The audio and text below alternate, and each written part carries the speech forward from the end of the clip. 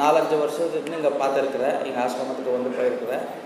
நிறைய லட்சக்கணக்கில் பாடம் வாங்கி போயிருக்காங்க. ஒரு பாடம் வாங்கிட்டா இருக்காங்க, 2 பாடம் வாங்குறாங்க, நின்றுடுறாங்க. அது அப்புறமா விட்டுடுறாங்க. இல்லைன்னா வீட்டில் இல்லை இங்கே வர முடியாத சூழ்நிலை ஏற்படுது அவங்களுக்கு.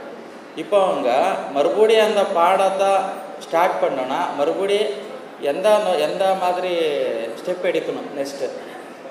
அதுக்கப்புறம் அவங்க விதி பாடம் வாங்கி நல்லா போகணுன்னு தான் இந்த காட்டு இருக்கும், இந்த ஆசிரமத்தை. மறுபடியும் அவங்க நிற்கிறதுக்கு காரணம் என்னையா? அவங்களோட ஆணவம் சார். நெருப்பை தொட்டால் சுடுன்னு எல்லாருக்குமே தெரியும். இங்கே வந்தால் ஞானம் கிடைக்குன்னு எல்லாருக்குமே தெரியும். ஆனால் ஞானத்தை மட்டுமே தேடி வந்தாங்களா?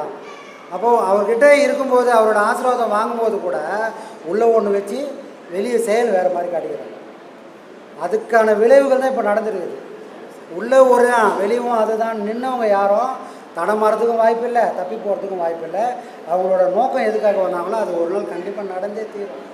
அதை நடத்தி வைக்க ஐயாவே ஒரு ஐயா வராமல் இந்த பாடத்தில் நாம் முழுமையுமே ஆக முடியாது. உபதேசம் கொடுக்குற நாங்கள் அதை முழுமை பண்ண முடியாது. ஐயா வந்தால் மட்டும்தான் அந்த பாடத்தில் முக்தியை அடைய முடியும், அந்த பாடத்தை முழுமையாகவே ஆக்க முடியும்.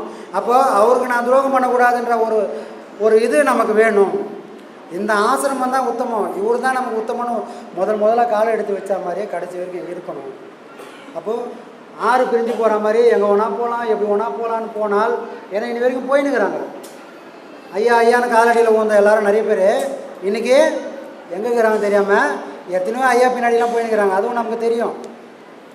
இங்கேயே இவ்வளோ விஷயங்களை சொல்லி கொடுத்த ஒருத்தராலேயே உன்னை கரை சேர்க்க முடியாமல் நீ ஓடுறிய, உன்னை யார் இந்த உலகத்தில் காப்பாற்றுவார்? அவர் சொல்லிக் கொடுக்காத விதம் இந்த உலகத்தில் இன்னொருத்தன் சொல்லிக் கொடுக்க வாய்ப்பே கிடையாது. எந்த ஆசிரமத்தையும் சொல்லிக் கொடுக்க வாய்ப்பு இல்லை. ஆனால் இது தெரிஞ்ச நீ போகிறன்னா உனக்கு ஆணவம் எவ்வளோ இருக்கும்? இது கர்மாவோட இல்லை சாமி, ஆணவம். நான் என்ன வேணா பண்ணுவேன், என்னை கேட்க யாரும் இல்லை. அப்போ இங்கே குனிஞ்சி நிமிர்ந்து வாழ்ந்தவன் எதுக்காகன்னா அதை மூடி மறைச்சுன்னு இருக்கிறான். புளித்தோல் போத்திய பசு மாதிரி மூடி வச்சுருந்துருக்கிறான். அதை இப்போ வெளிப்படுத்துகிறான். அந்த ஆணவம் எங்கே போகும்னா அடிவிடும். ஆனால் காப்பாற்ற ஆள் இல்லாமல், கரை சேர்க்க ஆள் இல்லாமல் கஷ்டப்படுவேன். ஏன்னா இது உன்னோட முடிய போகிறதில்லை. ஏன்னா நீ பண்ணது குரு துரோகம் பண்ணால் இறைவனே சேர்க்க மாட்டான். இறைவனுக்கே துரோகம் பண்ணால் கூட அவங்க ஒரு நாள் இல்லைன்னா ஒரு நாளாக இது இவ்வளோ தானே காப்பாற்றிப்பான். ஆனால் குரு துரோகம் பண்ணவனை இறைவனே காப்பாற்றுறதில்லை. ஏன்னா குருவை நம்பி போனவனை முதல்ல இறைவன் குரு. அந்த கதையெல்லாம் நம்ம படிச்சிருக்கோம். பட்டினத்தார் கதை, பத்திரகிரியார் கதை தெரிஞ்சிருக்கும். பட்டினத்தார் இறைவனே கதின்னு இருந்தார், பத்திரகிரியார் குருவே கதின்னு இருந்தார். இறைவனே கதின்னு இருந்தவருக்கு இறைவன் காட்சியும் கொடுக்கல, மோட்சத்தையும் கொடுக்கல. ஆனால் குருவே கதின்னு இருந்தவங்களுக்கு முன்னாடி காட்சி கொடுத்தது கிடைச்சவன் தான். இது இறைவன் இந்த உலகத்தில் நிகழ்த்தி காட்டுறான். ஆனால் இந்த மரமண்டைக்கு புரியல. காரணம் ஆணவம். போட்டோம். இந்த ஆணவம் எங்கே போய் விடுமா? அங்கே போய் கண்டிப்பாக நிற்கும். அப்போ ஊருக்கு உதாரணம் 4 பேர் ஓணும் சாமி. எப்பவுமே ஐயோ இந்த மாதிரி பண்ணிவிட்டு அவன் பராமர் பாடு அப்படின்ற மாதிரி 4 பேருக்கு ஊருக்கு உதாரணமாக சில பேர் வேணும். அதுதான் இப்போ நடந்துட்டு. ஐயா இப்போ நாங்கள் ஐயா சொல்கிறாங்க, அப்பா ஒரு கையில் குடும்பத்தை பிடி, இன்னொரு கையில் பாடத்தை பிடி, நல்லா பாடம் பண்ணு, கடைசி காலத்தில் குடும்பம் விட்டாலும் நீ பாடம் பிடிச்சிட்டு கரை சேர்ந்துடப்பா சொல்கிறாங்க.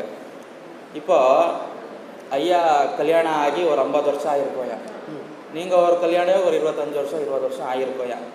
இந்த காலகட்டத்தை, இந்த சூழ்நிலையை இது காலமாக மாறி இருக்குது, இங்கே வாழ்கிற முறையும் மாறி இருக்குது. ஏன்னா இப்போது நம்மளுக்கு என்ன தெளிவு வரணும்னா, நம்ம ஐயாவை நேரடியாக போயிடலாம். உதாரணம் எடுக்கிறதுக்கு நம்மளுக்கு நிறைய பேருக்கு ஐயாவோட வாழ்வு எப்படி இருந்தது, அவங்க வாழ்கிற வாழ்க்கை வேலையை செஞ்சு குடும்பத்தோடு இருந்து சாதிச்சிருக்காங்க. நிறைய ஆசிரமத்தில் சன்னியாசி எடுத்துகிட்டு அவங்க வீட்டுக்கிட்டெல்லாம் விட்டுட்டு அங்கே உக்காந்து மந்திரம் ஜப்பம் பண்ணுறோமோ, இல்லை காயத்ரி மந்திரம் ஜப்பம் பண்ணுறோமோ, பாடப்படுறோம், அப்படி போயிருக்குது ஆசிரமம், நிறைய ஆசிரமம். ஆனால் அப்படி ஐயா அப்படி கிடையாது. குடும்பத்தோடு இருந்து பசங்களோட இருந்து வேலை செஞ்சு கடைசி வரைக்கும் அவங்கள சம்பாதிச்ச பணத்திலே வாழ்ந்து காட்டியிருக்காங்க. ₹1 கூட அடுத்தவங்க இதில் சம்பாதி வாழ்க. அதுக்கோசம் நாங்கள் எல்லாம் குடும்பத்தோடு தான் இருக்காங்க, நிறைய பேர் இருக்கிறாங்க. ஐயா ஐயாவோட வாழ்க்கை எப்படி இருந்தது? காலையிலேருந்து ராத்திரி வரைக்கும் அவங்க எப்படியெல்லாம் இருந்தார், எப்படி குடும்பத்தோடு இருப்பாங்க, வெளி உலகத்தை வேலை செய்கிற இடத்துக்கு எப்படி இருந்தாங்க, அவங்கள எப்படி உலக்கமாக வச்சுட்டு இருந்தாங்க, அதை நீங்கள் சொல்ல முடியும்னா சொல்லுங்கள், இல்லைன்னா வேணாம். சொல்லலாம். ஆனால் வாழ முடியாது அந்த வாழ்க்கையை. பொண்டாட்டியும் விட மாட்டாங்க, அதுக்கு தான் ஐயா பிள்ளைங்களும் விட மாட்டாங்க. ஏன்னா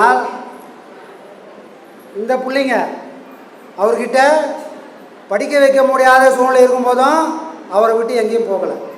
இது ஏதோ ஆசிரமம் கட்டினதுக்கப்புறம் பிள்ளைங்கள்லாம் வந்து சேர்ந்தாங்க அப்படின்னு ஐயாவோட குடும்பத்தை யாரும் சொல்ல முடியாது. அவர்கிட்ட ஒன்றும் இல்லாமல் வீடு எரிஞ்சு கட்ட துணி இல்லாமல் நிற்கும் போதும் அவர் தான் எங்களுக்கு கதி. எல்லாம் இருக்கும்போது கூட அவரே தான் கதி. எப்பவுமே நாம் அவருக்கு உடம்பை விட்டு நேரத்து பிரியாத மாதிரி அவரை தொடர்ந்தே தான் பயணம் பண்ணோம். அவர் சொன்னது தான் வேதம், அவர் சொன்னது தான் சத்தியம். ஆனால் அதை சொல்லக்கூடிய தகுதி அவருக்கு மட்டும்தான் இருக்குது. ஆனால் நானே என் பிள்ளைக்கு சொல்கிறேன், கேட்பானா? வாய்ப்பு இல்லை. ஏன்னா எனக்கு அந்த சக்தி இல்லை, அதனால் என் பிள்ளை கேட்க மாட்டான். ஆனாலும் ஐயாவோட அந்த வாழ்க்கை எப்படி இருக்கும்னா, இதுதான் முடிவுனா அதோட முடிவை நான் பார்த்தே ஆகணும். அதுக்காக நான் எந்த வேலை கொடுக்கறதுக்கும் நான் தயார். அவர் வந்து செடி குச்சி பானை சுற்றுவார், கம்பு சுற்றுவாங்க இல்லையா, அதை சுற்றுவார். பாக்ஸரு, வெயிட் லிஃப்ட்ரு, வேலை கிடைச்சதே வெயிட் லிஃப்டிங்கில் தான் வேலை கிடைச்சது. அவர் படிக்கவே இல்லை. போன உடனே பார்த்தாங்க, நல்லா ஆஜான பாகுவாகிறாரு. சரி அந்த வெயிட்டை தூக்கு. இவர் தான் ஆல்ரெடி வெயிட் லிஃப்ட்ரு தான், அழகாக தூக்கி அழகாக வச்சிட்டார். First pass. அப்புறம் ஒரு புக்கை கொடுத்து படிக்க சொன்னாங்க. இவர் ஏற்கனவே எழுத படிக்க தெரியாதவர். ஒரு புக்கை அதை பார்த்த உடனே என்ன பண்ணிச்சு, கதை புரிஞ்சு போச்சு. அவர் கதை ஒரு ஆயா, ஒரு காட்டு, ஒரு வடை, காக்கா கதை ஆரம்பித்த உடனே சரி ஒரு படிக்க தெரிஞ்சிரு பொழுது போதை வச்சிரு. ஏன்னா நிறைய பேர் க்யூவில் நிற்கிறாங்க. எதையும் தனக்கு சாதகமாக சாமர்த்தியமாக தாங்கிட்ட குறை இருக்குது, அந்த குறையை என்னால் வெல்ல முடியும்னு அவர் கடைசி வரைக்கும் வாழ்ந்து காட்டினார். அவரை தடுக்கக்கூடிய சக்தி அவர்கிட்ட பணம் இல்லை, படிப்பு இல்லை, ஆள் பலம் இல்லை, எந்த பலமும் இல்லைனாலும் சுயமாக என்னால் நிற்க முடியும்னு என்ன வரைக்கும் வாழ்ந்து காட்டியிருக்காரு. ஏன்னா அப்படி இருந்ததுனால தான் அவரால் குரு மூலயமா கிடைக்காத ஒரு விஷயம் இறைவன் மூலமாக கிடைச்சதுக்கான காரணம் என்னென்னா, எதை எடுத்தாலும் அதோட ஆணி என்ன, அதோட ஆழம் என்னன்னு நான் தெரிஞ்சாகணும். அப்படி இருந்ததோட விளைவு தான் நாங்களாம் படிக்காமல் போனோம். இங்கே கொஞ்சம் அங்கே கொஞ்சம் இருந்தானா நாங்களாம் நல்லா படிச்சிருப்போம். ஆனால் நல்லா படிச்சிருந்தா நயா பைசா உதவாத போயிருப்போம். என்கிட்ட பணம் இருந்திருக்கோம், இந்த இதுவும் இருந்திருக்காதே, இந்த இடத்துக்கு வர அளவுக்கு பக்குவம் இருந்திருக்காதே.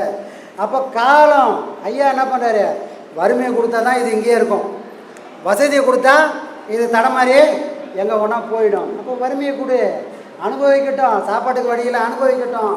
எந்த கவலையும் அவர் பட்டதே இல்லை. நல்ல வேலைக்கு சாப்பாடு இருக்கும், அது இப்படி இருக்கும் அப்படி இருக்கலாம் கிடையாது, பசியை ஆடுற அளவுக்கு இருக்கும். நான் 8வது வரைக்கும் போயிருந்தேன், 10வது வரைக்கும் போயிருந்தேன். 10வது வரைக்கும் கிழிஞ்சு தான் இருக்கும், பேண்ட்டு கிழிஞ்சிருக்கும், சட்டை கிழிஞ்சிருக்கும். நான் அப்பாவை பார்த்ததுனால என்ன பண்ணேன், ரப்பச்சு தான் கொண்டு போவேன். அந்த துணியை வாங்கி கொடுக்க கூட அவர்கிட்ட பணம் இருக்கும். ஆனால் அவர் வந்து சென்ட்ரல் கவர்மெண்ட் ஒர்க்கர். ஏன் அப்படின்னா அவர் சேர்க்கணும்னு நினச்சிருந்தா எவ்வளோ விஷயம் சேர்த்துருக்கலாம். ஆனால் பொருள் தேடி அவர் ஓடி இருந்தார்னா அருளான இந்த வாழ்க்கை அவர் கிடச்சிருக்காரு.